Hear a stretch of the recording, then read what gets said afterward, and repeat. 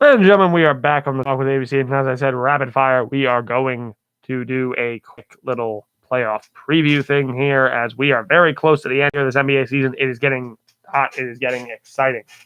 Now, we've had our playoff clinches. Philly, Brooklyn, Utah, Phoenix, and somehow the Clippers have all clinched playoffers. I don't understand how the Clippers are the 4 seed, yet they've somehow clinched a playoff spot and Denver hasn't. That is very confusing to me, but what are you going to do? There are some interesting stories going around in the NBA right now. One of them, to me, this is the most interesting one, is the Lakers. LeBron and AD came back. AD is still being reacclimated, but he is playing better. LeBron came back, had 2 solid games, and then it appears that he re-aggravated his ankle injury, or they're being precautious and he is out again. Then he blasted the NBA for the whole play-in tournament thing. I love the idea of the play-in. I was skeptical of it at first because I thought it promoted mediocrity. But I just realized in the NBA, this makes some of the regular season actually matter, and it makes the games at the end of the year more exciting. So I got to give them a little bit of credit there. I don't give the NBA credit for much, but I'm going to give them credit for this. This is an interesting idea. And the fact that LeBron's pissy about it makes me very happy. And it shows that you're doing a good job with it. But that's the interesting story. What happens if the Lakers fall into the play-in tournament and have to play, say, I'm going to use them as an example. What if the Warriors fall to the 7th seed and then they have to run into Golden State?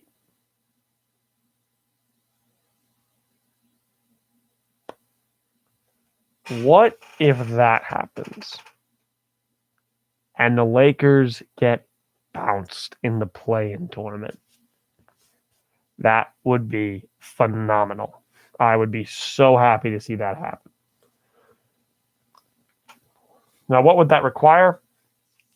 LA to keep skidding, Dallas and Portland to keep winning, and also Golden State to pull out a couple more wins.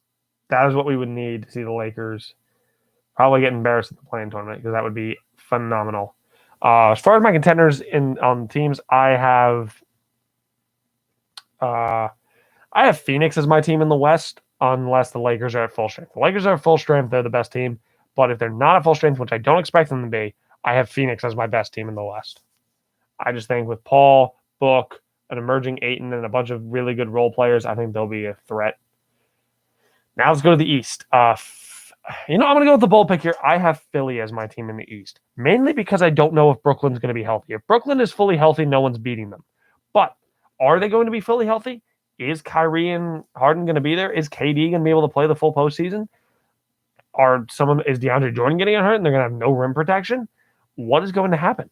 So that's an interesting situation, and it'll be kind of fun to watch. But as far as the rest of the field goes, I have no faith in Milwaukee. I've stated this numerous times, and I still have no faith in them. They will get everybody excited, and then they will lose in probably the second round or second or third round, because they're just Mike Budenholzer doesn't know how to coach in the playoffs, and Giannis doesn't have a jump shot, and there's no guard on the team who can take the pressure off them. Yes, Drew Holiday is solid.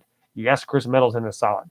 Unless they go nuts, they are not enough. You need a star perimeter scorer to help out Giannis, and they don't have that. They have a couple of good perimeter scorers, but they don't have a star one, and that's what you need in the NBA to win.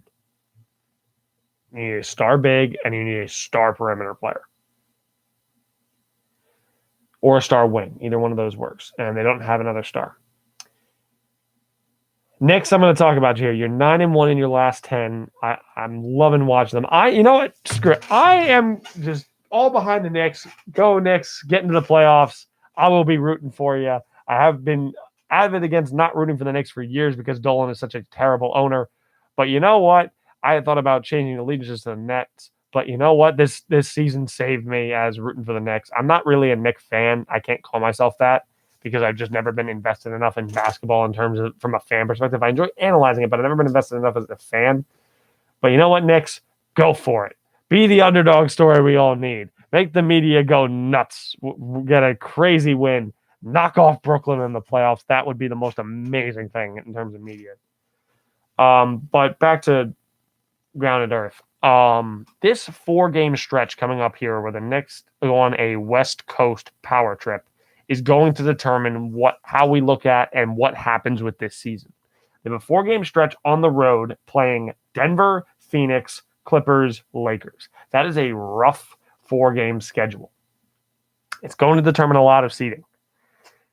I think if the Knicks can win 2 of these games, they should be happy. They should be good and they should be happy. I think Denver's beatable. Just hope Jokic doesn't go nuts. Phoenix, they should have beaten the last time they played them, except Chris Paul went nuts in the last 2 minutes. The Clippers are beatable, especially if we're getting close to the playoffs. And since the Clippers have clinched, I could see them resting guys like Kawhi and PG, especially against an Eastern Conference team who don't really care about moving up much. So I wouldn't be shocked to see that. The Lakers, if they are not fully healthy, are 100% beatable. The question is, are the Lakers going to be healthy? And then that's that stretch. So if the Knicks can take 2 out of 4 there, I think they'll be in good shape for the final 3-game stretch of the year at home in the Garden, where they take on the Spurs, Hornets, Celtics, all of which are winnable games. And they can march into the playoffs as high as they could technically still be as high as the 3 seed if Milwaukee taters off a bit. I don't see that happening, but it's possible. But I think if the Knicks can hold on to the 4 seed, that would be considered a very successful end to the season. I think if you could just stay out of the play-in tournament, I think the Knicks will be fine. If you can stay out of the play-in tournament and just roll with that, I think you'll be fine. Boston keeps tripping over themselves. Charlotte needs a little bit to get LaMelo reintegrated. Indiana's not that great. The Wizards are hot, but they don't scare me much come playoff time because they don't have rim protection. Russell Westbrook is a glorified stat pad come playoff time. Don't at me. And Atlanta also looks to be teetering off a little bit. The only team that scares me because it looks like they're kind of getting hot right now is the Miami Heat. That's the only team that makes me a little nervous right now because if they return to form, that is a threat in the East.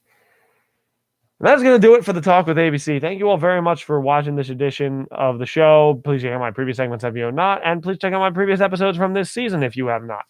I don't know for sure if we will have episodes next week. I don't know for sure if I'll be able to next week. It will be finals and stuff like that. I am planning on doing it, but I'm not sure. So if this is the end for the year, thank you all very much for tuning in again this year. Hopefully I'll see you next week, and I will save the somber goodbye for then. But as of right now, thank you all, of course, very much for watching. Thank you, WICR, for allowing me to put this show on. And I will see you all next time.